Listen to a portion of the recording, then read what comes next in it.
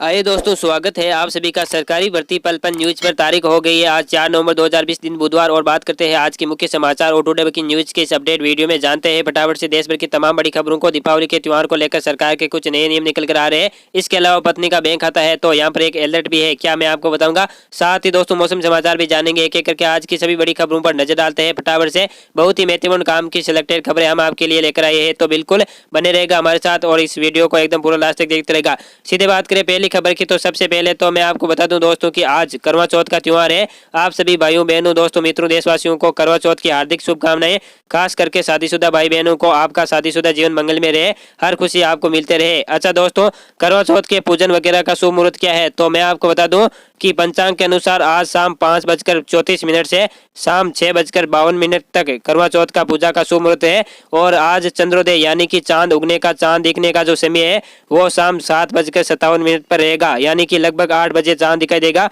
अगली खबर, राजस्थान सरकार ने एक बड़ा फैसला लिया है। अब पटाखा बेचने वालों के साथ ही खरीदने वालों पर भी जुर्माना लगेगा। जी हां, दीपावली के कुछ ही दिन शेष है और ऐसे में दोस्तों पटाखों को लेकर कई राज्य सरकारों ने ऑलरेडी बैन लगा रखा है, यानी कि इस सीजन आप पटाखे नहीं छोड़ सकते हैं। दिल्ली सरकार ने प्रदूषण के चलते पटाखों पर बैन लगाया और फिर भी अगर आप छोड़ते हो तो आप पर 1 लाख रुपए का जुर्माना भी हो सकता है। आपको पता होगा दिल्ली सरकार ने भी ये फैसला निकाला। अब दोस्तों राजस्थान राज्य सरकार ने भी एक फैसला निकाला है कि दुकानदार अगर पटाखा बेचता हुआ पाया जाता है तब तो उसे पर 10,000 रुपये का जुर्माना है। वही अगर कोई ग्राहक भी खरीदता है ना पटाखे, तो पटाखे खरीदने वाले व्यक्ति पर भी 2,000 रुपये का जुर्माना लगेगा। समझ रहे हो ना दोस्तों, ये राजस्थान सरकार की तरफ से, अशोक गहलोत सरकार की तरफ से फैसला लिया गया है इस बार दीपावली के सीजन को लेकर। हालांकि पटाखा व्यापारी जो कारोबारी है उन्होंने सरकार के इस फैसले का विरोध करते हुए हाईकोर्ट में अपील भी दायर की है और इस पर सुनवाई भी चल रही है। इसको लेकर आगे अपडेट क्या आता है मैं आपको बताऊंगा। फिलहाल अगली खबर, सरकार का सबसे बड़ा फैसला है। अबू धाबी की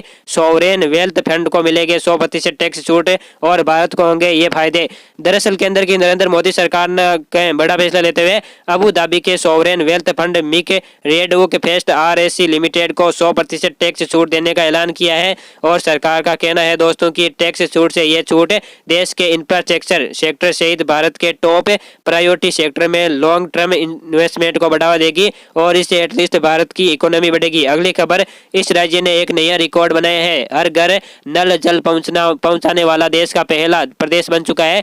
ये कौन सा राज्य है, तो मैं आपको बता दूं कि केंद्र सरकार ने जल जीवन मिशन को लेकर मंगलवार को राज्यों के साथ बैठक की और ये मीटिंग देश के प्रत्येक गाँव के हर घर में नल के द्वारा पीने का पानी पहुंचाने की योजना को लेकर रखी गई थी। इस दौरान दोस्तों जल शक्ति मंत्री गजेंद्र सिंह शेखावत ने कहा कि पश्चिम बंगाल को छोड़कर देश के हर राज्य के मुख्यमंत्री, मंत्री और सेक्रेटरी बैठक में मौजूद थे। अच्छी बात यह है दोस्तों कि देश के सभी राज्य लक्ष्य की ओर अग्रसर हो रहे हैं, जिससे जल्द ही देश के हर घर में नल के जरिए पानी पहुँचाने का साधन जो सपना था वो साकार होगा। सरकार ने, सेंट्रल गवर्नमेंट ने यानी कि मोदी सरकार ने इसके लिए 2024 का लक्ष्य रखा था, तब तक हर घर में नल पहुंच जाएगा। और ऐसे में दोस्तों जल शक्ति मंत्रालय के मुताबिक गोवा जो है ना वो देश का पहला ऐसा राज्य बन चुका है जिसने अपने सभी 18 जिलों की 398 ब्लॉक में टैप वाटर कनेक्शन उपलब्ध करवा दिया है। अगली खबर, भारत बना दुनिया का सबसे बड़ा मददगार, इस देश को पहुंचाई 100 टन खाद्य सामग्री। जी हां, भारत का दिल दुनिया के सभी देशों के मुकाबले बहुत ही उदार और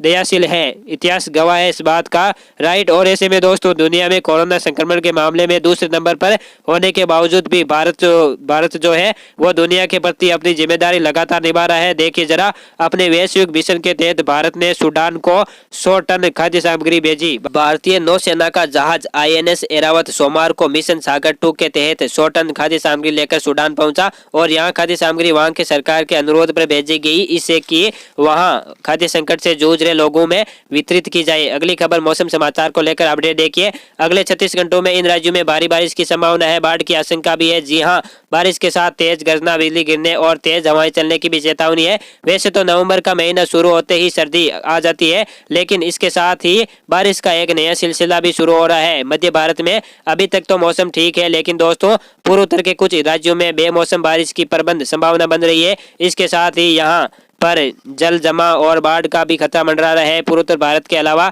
गंगे, पश्चिम बंगाल, उड़ीसा में बादल छाए रहेंगे। कुछ स्थानों पर गर्जना तथा मध्य हवाओं के साथ अगले 24 से 36 घंटों के दौरान बारिश हो सकती है। संपूर्ण भारत के आज 4 नवंबर 2020 का मौसम पूर्वानुमान क्या कहता है, तो आगामी 24 घंटों के दौरान पूर्वोत्तर भारत जिसमें मणिपुर, मिजोरम, त्रिपुरा, दक्षिणी भारत में दक्षिणी कर्नाटक, तटीय आंध्र प्रदेश, तमिलनाडु और केरल के कुछ स्थानों पर हल्की बारिश हो सकती है। अंडमान निकोबार द्वीप समूह में भी 1-2 स्थानों पर बारिश की संभावना है और बाकी दूसरे जगहों पर शेष भारत में मौसम शुष्क रहेगा, यानी कि सामान्य रहेगा। अगली खबर, मास्क को अनिवार्य करने वाला देश का पहला राज्य बना राजस्थान राज्य। विधानसभा में ध्वनिमत से कानून भी पारित हो चुका है। दरअसल राजस्थान की गहलोत सरकार ने राज्य में मास्क को अब अनिवार्य कर दिया है। इसके लिए महामारी अधिनियम 2020 जो है उसमें भी संशोधन किया गया और कुल मिलाकर के अब फाइनली ये कानून बन चुका है। अगली खबर, चीनी वायरस के क्या ताजा आंकड़े चल रहे हैं, तो टोटल संक्रमित लोगों की संख्या 83,12,947, वही जान जाने वाले लोगों की संख्या 1,23,650 पहुंच चुकी है।